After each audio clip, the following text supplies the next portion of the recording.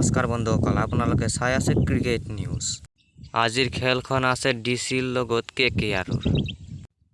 এই খেলখন জিকাৰ কাৰণে দুয়োটা টিমৰ গুৰুত্বপূৰ্ণ। কোন টিমে বেছি শক্তিশালী চাই লওঁ আহক। আগতে হৈ যোৱা দিল্লী কেপিটেলে 215 ৰান কৰে 5 উইকেটৰ বিনিময়ত, আৰু কলকাতা নাইট ৰাইডাৰ্ছে মাত্ৰ 171 ৰানহে কৰিব পাৰে। ডিচিয়ে 44 ৰানত জিকিবলৈ সক্ষম হয় এই মেচখন।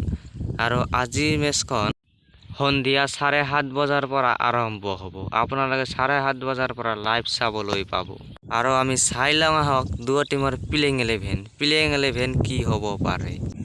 ডিচিৰ playing 11: Prithvi Shaw, David Warner, S Khan, Rishabh Pant, L Yadav, R Powell, 7 নম্বৰত এ পেটেল, 8 নম্বৰত শাৰ্দুল ঠাকুৰ, 9 নম্বৰত এ নটিজি, 10 নম্বৰত এম ৰহমান আৰু 11 নম্বৰত কুলদীপ যাদৱ।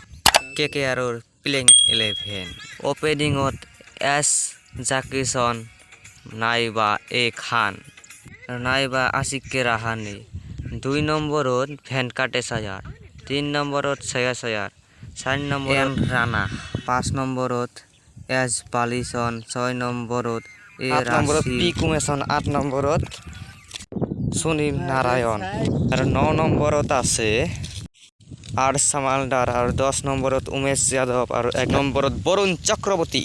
আৰু কমেণ্ট কৰি জনাব এই মেচখন কোন জিকিব। নতুনকৈ আহিছে যদি চেনেলটো ছাবস্ক্ৰাইব কৰিব আৰু বেল আইকনটো বজাই দিব। ধন্যবাদ।